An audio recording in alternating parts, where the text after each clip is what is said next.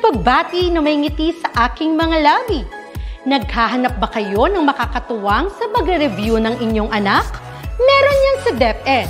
Ang ETUlay online tutorial ay libre at handog ng ating kagawaran sa pangunguna ng OUA ICTS EdTech.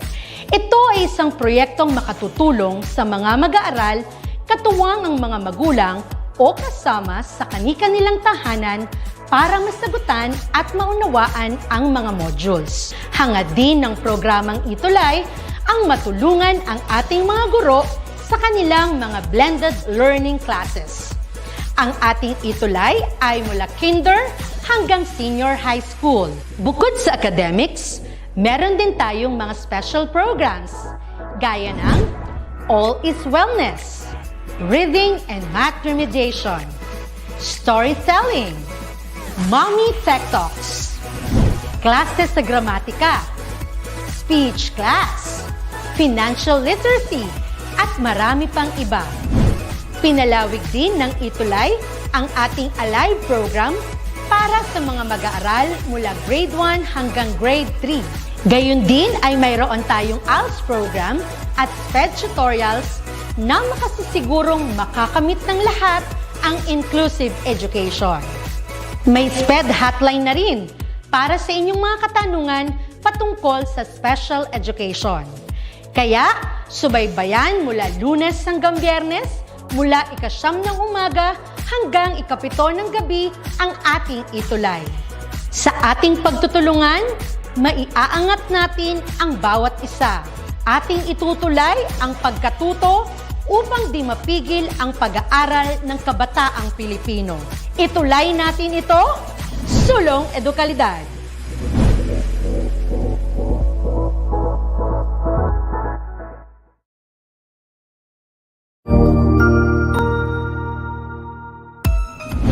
Mabuhay! Good day to all! I am your tutor Madge.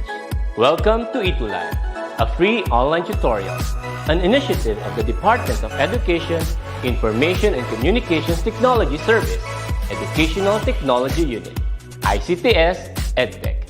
This program is aimed at helping and assisting learners from kindergarten, senior high school, ALS, Alive, and SPED learners. Aside from answering the modules, the ETUlay is offering programs which you will surely look forward to. Together with our parents and teachers, the ETUlay will bridge the gaps where difficulty and ease meet in learning new knowledge and skills. So, let us prepare our modules, pen and paper. Ready your mind to see and hear worthwhile and interesting lessons. Let us now study and learn, together with our volunteer online tutors. Tara na!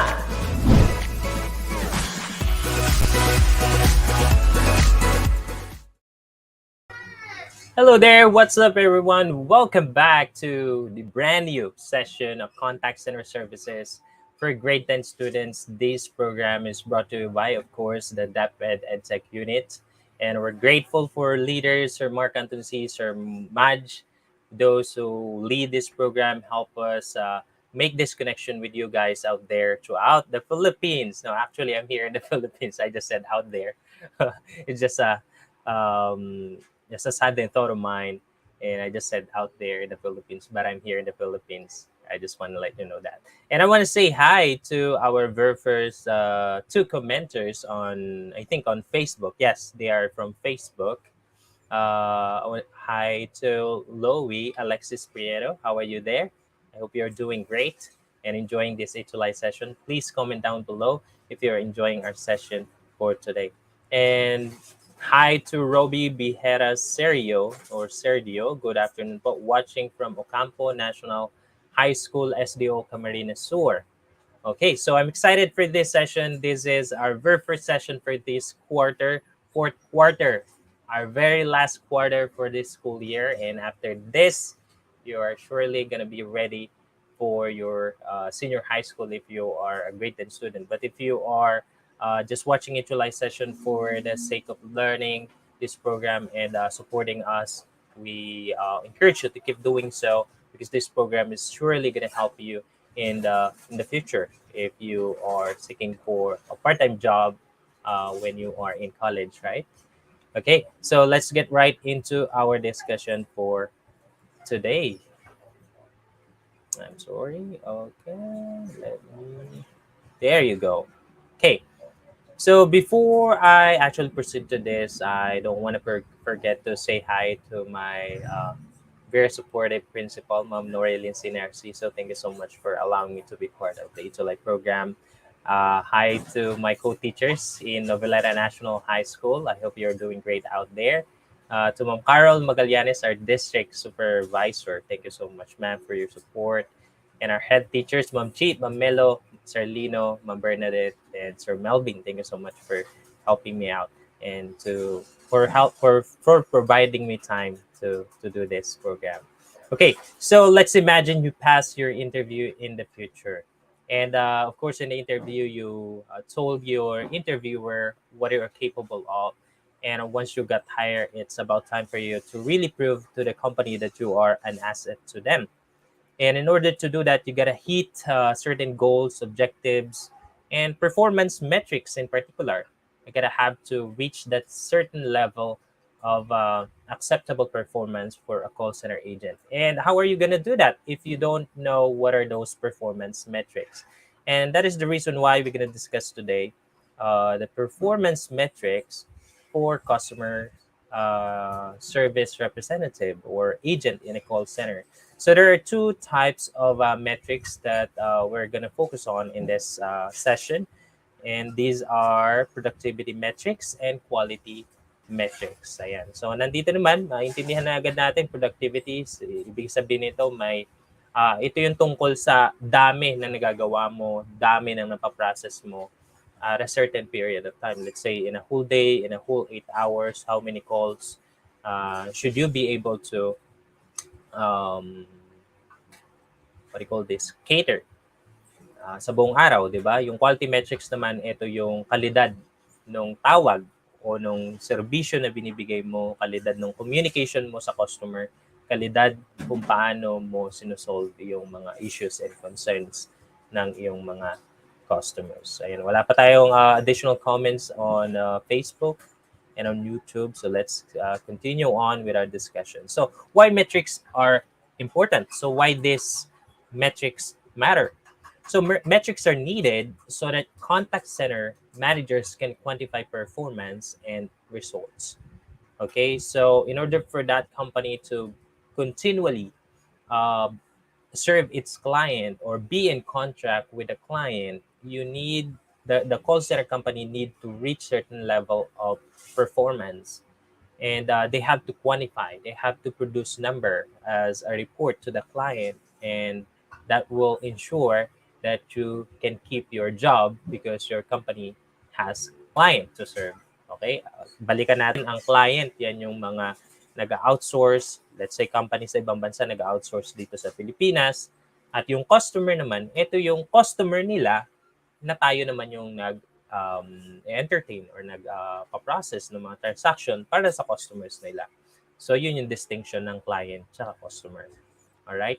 So ma-retain yung client kapag napapanatili yung kalidad at yung dami ng napaglilingkuran mo as a call center representative or ng company mo as a whole, di ba? So, yun yung importansya ng metrics para mako-quantify o mabilang yung performance at may pakita yung resulta ng serbisyo or ng service na ginagawa mo doon sa client mo. Now, when we talk about productivity metrics, we need to quantify them, di ba? Meron tinatawag na quantitative aspect of metrics. Ito yung nabibilang. Okay? So, quantitative refers to the number of calls per hour. So, sa loob ng isang oras, ilang tawag yung nagagawa mo. Average call time, gaano kahaba per tawag. And then time between calls, gaano ka kabilis mag-transfer from one call to another. So, pagkababa mo pa lang ng tawag, magre-ring na agad yung telephone. So, are you able to entertain that call right after the call that you process? So, dapat ganun. Dapat maganda yung turnover ng mga tawag mo sunod-sunod para mas ma-reach mo yung expected or what do you call this? yung tawag na dapat mong maproseso sa loob ng isang oras, di ba? Now, when we talk about qualitative aspect, it refers to content. Okay? Ano yung nilalaman ng tawag? Maganda ba yung flow? Ano yung style na ginamit mo? Nasunod mo ba yung call flow? Di ba? Yung proseso. Nasunod mo ba yung polisiya ng company? Okay? So hindi pwedeng you in order to please the customer at that time, you are going to give empty promise, okay? Just to make your customer feels that uh, you are going to solve their problem. But it should be, kapag ginawa mo yon, dapat align siya dun sa policy ng company. Halimbawa, hindi pala pwede mag-refund. Pwede lang mag-replace ng item, pero you promise refund. So how are you gonna do that? You're going to disappoint your customer further if that didn't happen, because that's not uh, um, aligned with the company policy. So, importante ito, ha? Content, style, tapos policy. Okay? Na dapat na susunod mo para matawag na dekalidad yung tawag na pinrasos mo. Right? So, I have here a transcript of a call. Actually, this really did happen. No, I asked one of my friends in a call center company. He was my former workmate rather, and we served together in that company for 7 months, and up until this point, she's still there. So I think she's been there for almost 3 years now. So this is one of the conversation that she had. Okay, so I'm just gonna read it, and I want you to follow. And later on, we are going to evaluate this call, and we're going to measure the quality and how productive the agent is, di ba? Quality and productivity yung ating titingnan. All right, let's start. So let's imagine the phone's ringing, and then Teen answered the call, and then she says, "Hello, thank you for calling Happy Healthcare. This is Teen. Can I have your name and date of birth, please?" Nicole respond, "Hi, this is James Barlow, and my date of birth is 10/25/1980." Ayan, nagkamali. Typographical error. Anyway, so thank you for that information. How can I assist you today? And I just like to check the status of my wheelchair order, please. Let me assist you with that. Can I have your account number, please? Okay, it's ABC1234. To confirm that, that is Alpha Bravo Charlie 1234. Okay, you have to look out for that. You have to notice that she confirms what the caller had just said, especially these numbers. These are important numbers. And the caller responded yes. Thank you so much. Okay, upon checking, your order was already processed and ready for delivery. It will be at your doorstep within 1 to 3 business days. Just keep your line open for notification, okay? Great. Thank you. You're most welcome. And to double check, your delivery address on file is 52 Griffin Drive, Baldwinville, New York 13027. Is that correct? Yes, that is correct. Thank you so much. Upon checking your order, ay, bumalik. Sige. Okay, thank you. Anything else I can assist you today? Okay, I want you to pay attention to this as well. No, this is one of the most important element when it comes to quality of your call. This is one of the things your QA is going to look for in a call that you are going to have in the future. Yung statement na yan. Anything else I can assist you today? And a caller responded, "That's all, thank you." You're welcome, James. And after the call, there will be a quick survey, okay? So I want you to pay attention as well to this phrase, okay, to this spiel ni Tin, no? Na after the call, there will be a quick survey. And then a caller responded, "Sure, I will take that." Oh, thank you, James. Again, my name is Tin. Have a good day ahead. Goodbye. And then bye. And then the phone's ringing again, and Tin has to answer that one more time. "Thank you for calling Happy Healthcare. This is Tin. Can I have your name and date of birth, please?" Hi, this is Dustin Bevans. My date of birth is 12/11/92. Good morning. Thank you for that information. How can I help you today? I just like to place an order for a pair of crutches. I'm happy to assist you with that. Before I proceed, can I have your phone number, please? Yes, that is AND 3456.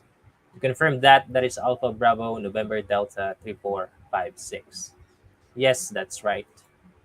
Okay, thank you for clarifying, sir. Is this for a standard crutch or the adjustable one? Or an adjustable one, rather? Color, I would prefer to have the adjustable one, please. Sure, I also need your height and weight for the right fit. Oh, yes, I'm 5'10 and about 80 kilograms. Thank you for that. And to confirm, your delivery address on file is 68 Ashley Avenue, Zanesville, Ohio 43701. Correct? Yes, that is correct. Let me place your order, sir. Any specific time you want us to deliver your crutches? Anytime in the morning. Okay, thank you. Anything else I can assist you with today? Okay, nakita nyo, no? Binanggit niya ulit yung spiel na ito. Caller, that's all. Thank you. Thank you so much. And there's a quick survey after the call. Again, my name is Dean. Have a good one and keep safe. Thanks. Bye. Now, so how did this team perform during the calls? So there were two calls that we just had, diba, with Justine. And then what went well?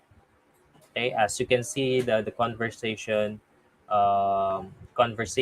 were pretty smooth, and yun yung isa sa nakita nating maganda doon. No? Alam na alam ni Tin yung proseso, yung spills, alam niya. And then yun yung importante, basta alam mo lang yung sasabihin mo. Ayan, oh, hello po, good afternoon, Tutor T or RJ Telia from Ursa ulit. Thank you so much, Tutor Ursa, for supporting this program, for being the one who's always there for us here in ETUlay, no? Ayan, napaka-supportive ni Tutor Ursa. So, subaybayan nyo ang kanyang tutorial later on about hairdressing as well. Okay, so what could have been done better? No, as part of things to improve. No, last time, no, we discussed EdPer. No, I'm gonna explain, and then I'm gonna demonstrate, and then we're going to evaluate the performance. And this is what we're doing right now. We're asking these questions for us to evaluate the performance of the agent. The next one is repractice. Okay, after the evaluation, there's going to be a repractice, and after that, there's going to be an evaluation again, and that's how you hone your call center skills, diba? By practicing. And I hope you guys would have your practice at home with your family members, say your siblings or your parents if you don't have, your friends if you don't have your family right at your side right now. Maybe they're abroad or they're working far away from home right now, or let me say with your classmates if you are allowed to attend your face-to-face classes. So there are just a few schools throughout the Philippines who are having their face-to-face classes right now. So if you have face-to-face classes right now, you could do this practice using the EdPer approach. Okay, tanda natin EdPer, explain. So your teacher would explain or tutor T will explain, and then there's going to be a demonstration. And then uh, after demonstration, there's going to be a practice. After practice, there's going to be an evaluation of the practice that was done, and after that, we practice, of course, applying the things to improve on the what could have been done better of the mock call. Okay. Now, makikita nyo dito, no? Ayan, bumalik tayo. Sorry.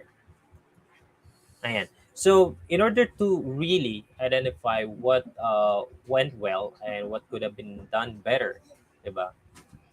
Kailangan natin ng key performance indicators. So, ano ba yung mga dapat nating tingnan sa tawag? So, again, yung productivity metrics measures how effective agents are in using her time. No? How effective is she in using her time? No? As you can see, the call was just the two calls that we had are short, and they are like the transition from the first call to the next is pretty fast as well. So we can see how efficient Tin is and how she was direct, and she went right into the transaction right away by asking verifying questions, 'di ba? Agad-agad. So wala nang paligoy-ligoy, so diretso sa transaction. Because the very purpose why your customers are there is for them to process the transaction that they want to have. Let's say solve the concerns that they have, or the issue they're having about the product or service that your company or that your client is providing to them. So dapat dire-diretso. Wala nang paligoy-ligoy. Wala nang small talk. Hindi naman tayo lahat magaling sa small talk, di ba? But if you can do that, well, of course, you may do. But remember that you have the productivity metrics. Ibig sabihin, dapat may saktong haba lang yung tawag, at sa unang tawag pa lang dapat masolve mo na yung concern, at dapat mabilis mo masolve yung issues para maraming tawag yung ma-process mo in an hour and eventually throughout the day, di ba? So there are 3 indicators or metrics under productivity. Ayan, tandaan natin itong mga acronyms na ito.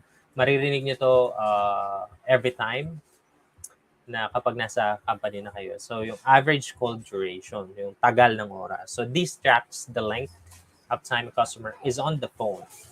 It is usually measured in minutes and exclusive of any pre-call preparation and post-call documentation.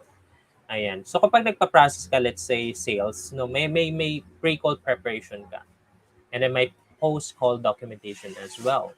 You're gonna have to complete the transaction even after the call. So hindi yun kasama sa ACD. Ang ACD, ito yung gaano ka katagal nakikipag-usap sa customer. Kasi yun din yung may binabayaran yung company mo dun sa gaano ka katagal na nasa tawag, di ba? Yung linya ng telepono, tinatawagan yan. So, importante kung gaano mapaiksi mo, mapabilis mo yung transaction. And then measuring the duration of a call is a means to improve the efficiency of the service, thereby improving customer satisfaction while controlling costs at the same time. Satisfied yung customer. Pangalawa, nakatipid pa yung company kasi mabilis lang yung tawag, di ba? And then the second one is the first call or contact resolution, yung tinatawag na FCR. So ibig sabihin sa unang tawag pa lang, na-solve mo na yung issue. O na-process mo na yung transaction without any hitch. Diba? Dapat ganon. So FCR helps organizations track the efficiency with which their representatives can resolve customer issues. Ayan. Dapat sa unang tawag pa lang, again, na-resolve mo na yung issue. And then the resolution time. So, nasa-solve mo nga sa isang tawag, pero inabot ko naman 3 hours. Isang tawag lang per 3 hours. So, hindi pa rin siya productive. So, that's the reason why we have this, the resolution time or the time to resolution. So, how much time did the agent spend on before he or she solved the issue, di ba? So, yun yung titingnan. So, resolution time or TTR, for time to resolution, helps organizations track the average amount of time spent in resolving customer issues. Ayan. So, makikita natin yung productivity metrics. Ang pinaka-simple lang talaga dyan, matapos mo yung transaction in one call, pagkatapos, mabilis mo matapos yung transaction. Yun yung goal. Para may pakita mo na productive ka and you're pretty efficient in using your time. Now, there are several factors that contributes to TTR. So, ito yung mga skills na dapat mong improve kasi it affects your TTR, yung communication skills, di ba? At yung technical expertise. Let's say, skillful ka, pero hindi naman skilled yung customer mo. Ang hirap magbigay ng instruction kasi hindi niya nasusunod ng step by step, di ba? Dahil sa technical expertise ng customer ay mababa. So, nakaka-apekto rin siya sa TTR. Okay? Pero, dapat solve mo na yung part mo. Okay? Okay na yung mahina yung customer. Huwag lang ikaw. Kasi pag ikaw yung mahina sa technical expertise, ibig sabihin, hindi ka talaga nahasa during the training and hindi nahasa yung communication skills mo. You were hired but you aren't prepared for the job. Diba? Yun yung masama. Mas mahirap yun. So, kung yung customer may issue, well, I think hindi mo maiwasan yan kasi customer yon. Pero hindi naman palaging customer yung may issue. So, dapat yung part mo talaga ma-make sure mo na okay ka na sa part mo. Okay ka sa communication skills, okay yung technical skills mo. Pangalawa naman, access to relevant resources. So para ma-overcome mo ito, dapat meron kang extensive product knowledge. Dapat alam na alam mo yung proseso mo, alam na alam mo yung ginagawa mo. Ayan, so nakadepende lang sa'yo to. Dapat alam mo saan mo huhugutin yung information na kailangan mo in an instant.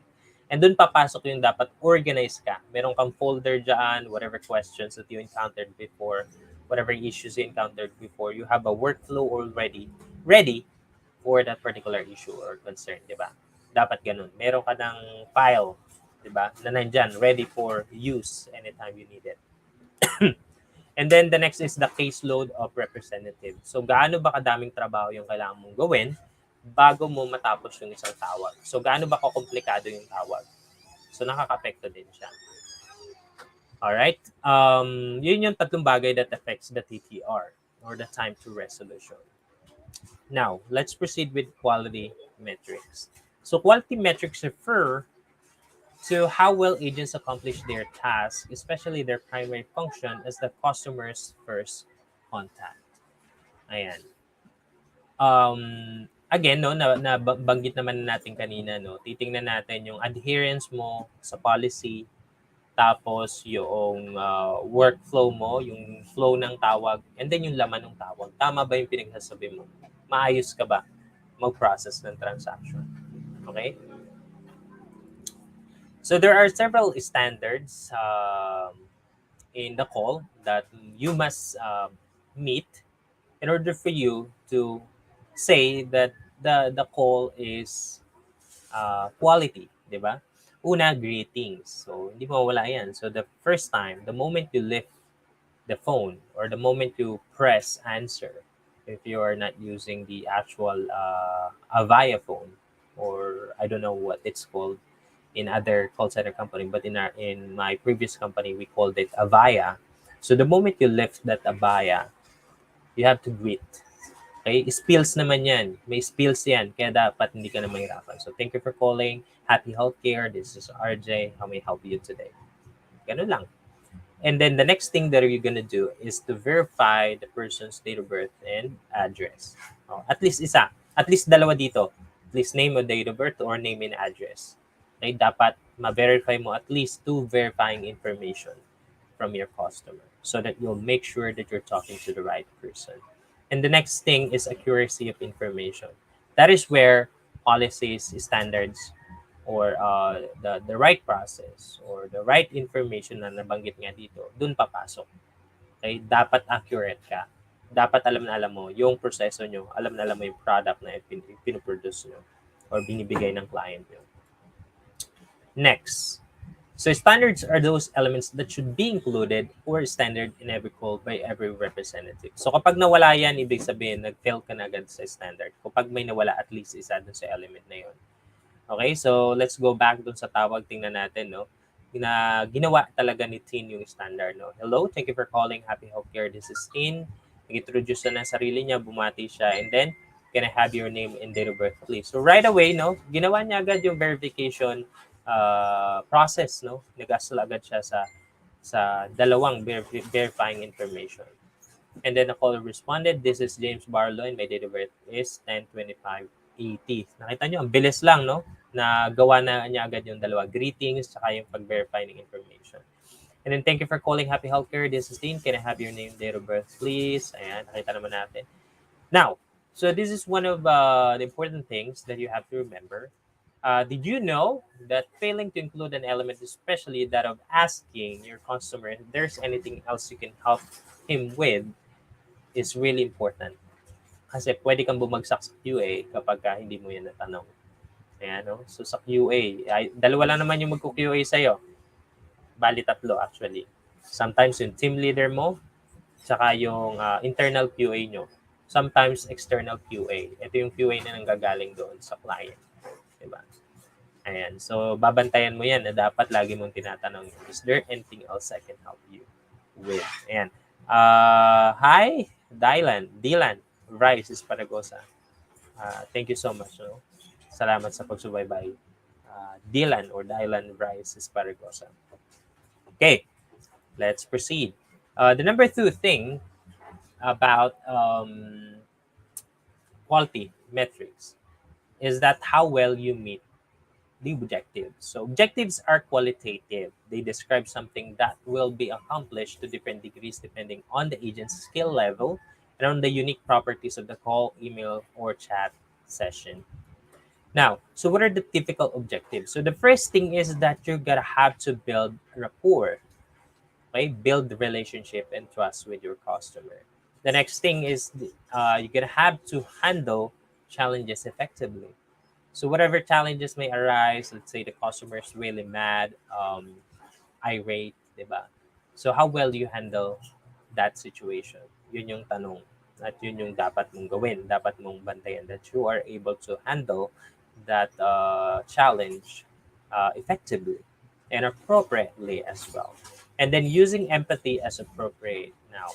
So hindi lang palaging, yes sir, I understand your situation. Of course, you have to really let him feel that you understand the situation by doing the the the thing that he's asking according to the policy and standard or the procedure of your company.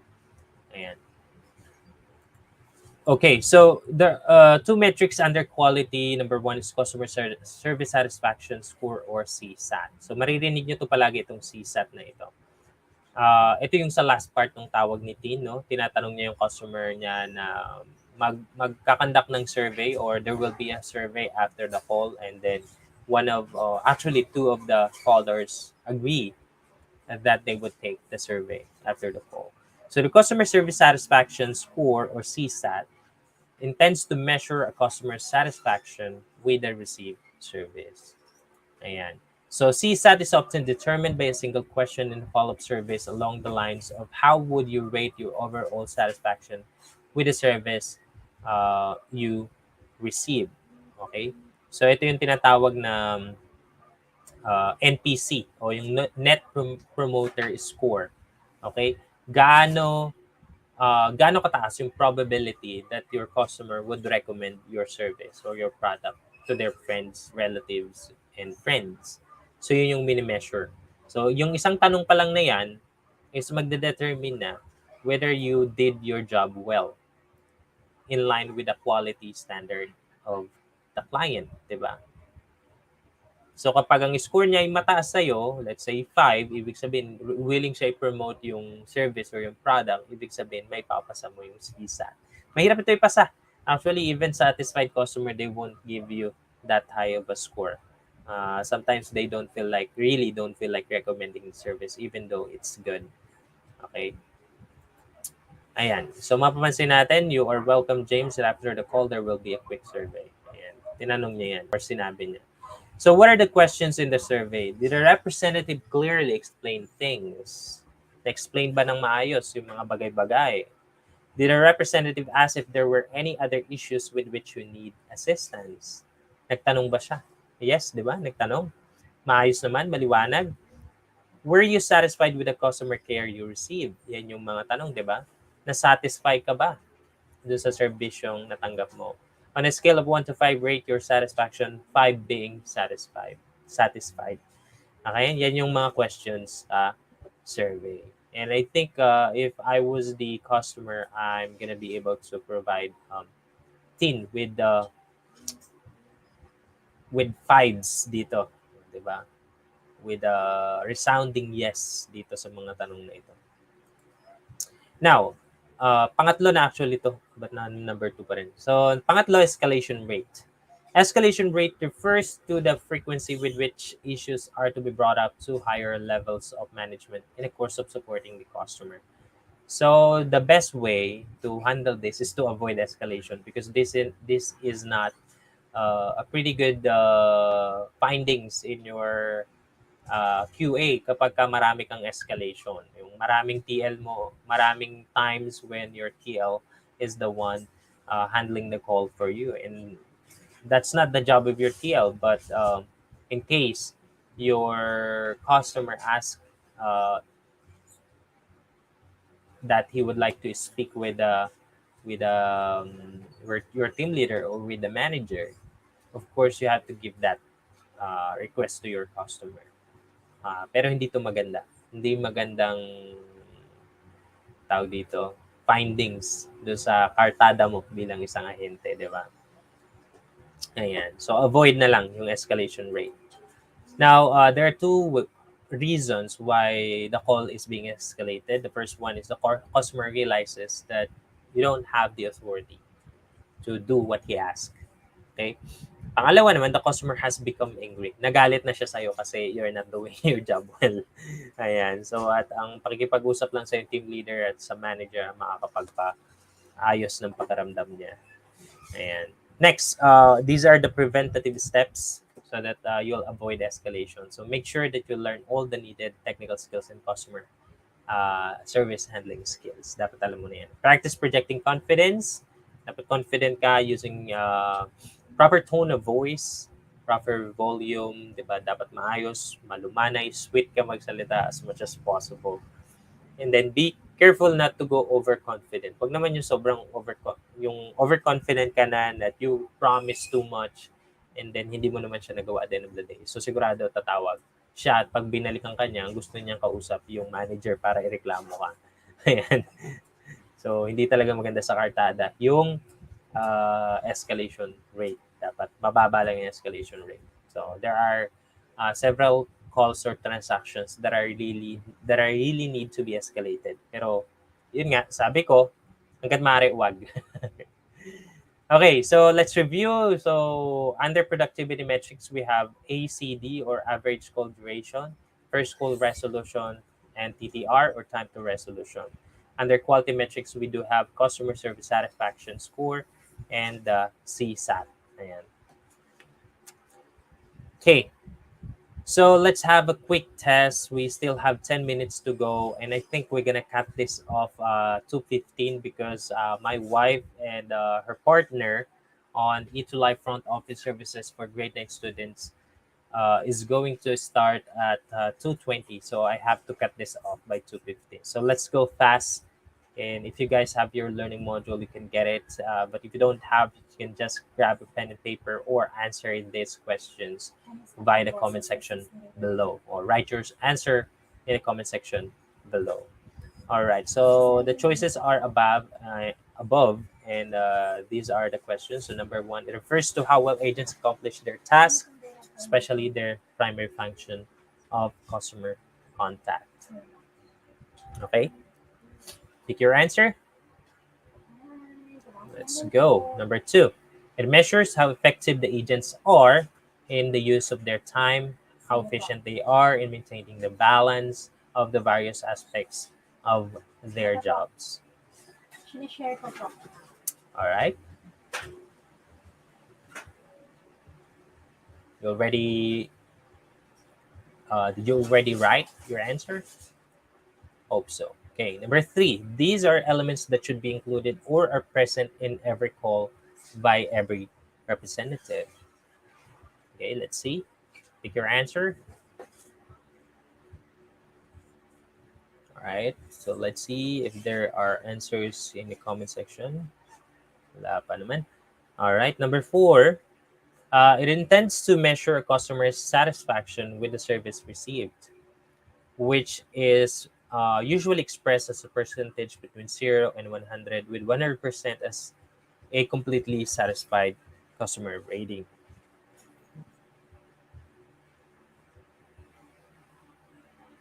What is that? You done? All right. Number five, this evaluation is done by listening to calls and following the criteria listed in the monitoring form. Mhm.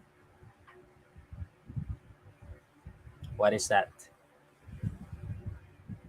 Let's go. Number six, it tracks the length of time customers on the phone. It is usually measured in minutes and exclusive of any pre-call preparation or post-call documentation. All right, let's go.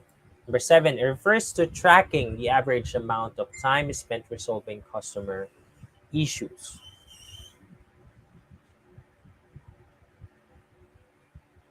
Let's get number eight. Okay.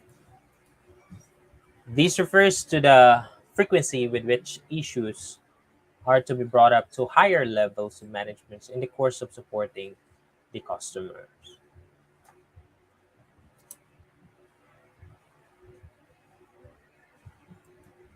All right, so number 9, it includes building rapport with the customer, handling challenges effectively, and using empathy as appropriate. When measuring objectives, the representative assesses how well they were met. And last but not least, it helps organizations track the efficiency with which their representative can resolve customer issues.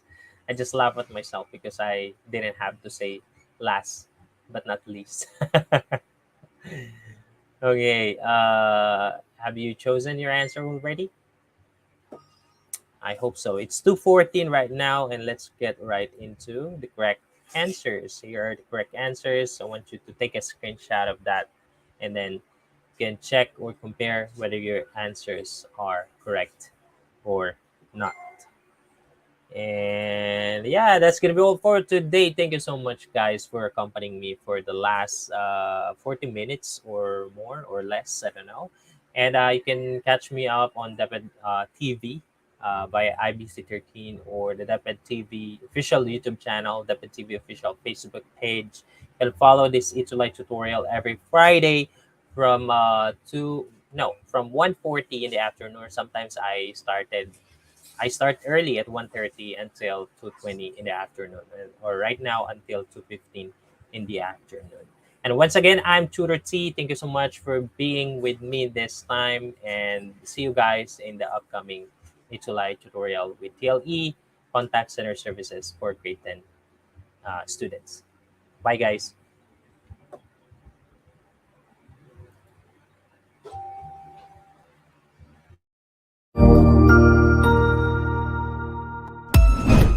Ang husay naman! Natapos mo ang iyong tutorial session kasama ang iyong mahusay na ETUlay tutor. May bago ka bang natutuhan? I-share na yan gamit ang hashtag ETUlay Level Up. Huwag aalis ha, dahil may susunod pang programa na pwede mo ring panoorin at salihan. Dahil naghihintay na ang iyong mga tutors. Happy learning dito sa ETUlay!